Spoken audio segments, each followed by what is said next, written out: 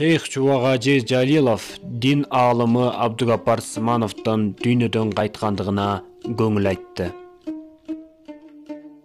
Орта Азияга таанымал үлкөн алым Абдугапар ажы Смановтун өтүп кеткендигин кайгыруу менен кабыл алдым. Кудай таалам Абдугапар бир тууганыбыздын барган жерин бейиш кылсын.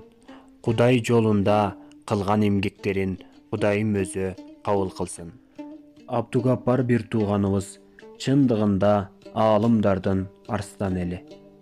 Акыйкатты айтканда тайманбай айткан. Чындык үчүн өзүнүн башын туу сайгандай сайган баатыр аалым эле.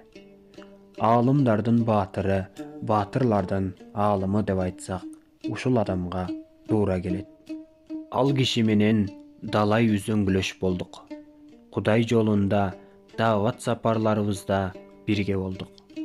Ал кишинин кыргыз калкына болгон жакшылыгын, урмат сыйын өзгөчө баамдадык. Ал кишинин бир туугандары менен Мекке шаарында сапарларыбыз дагы бирге чогуу болгонбуз.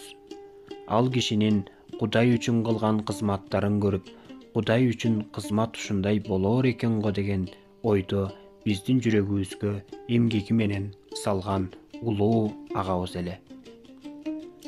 Аллах таалам жаткан жериңизди бейиштен кылсын.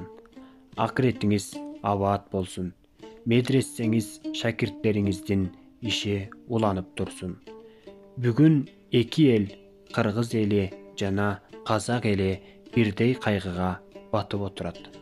Эки элдин тең уулу Абдугапар Сманов жаткан жериңиз жайлуу болсун. Бейиштен орун берсин.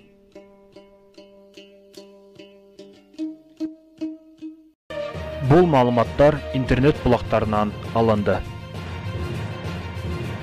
Сиз биздин каналда алгач ирет болуп жатсаңыз, анда каналга катталыңыз.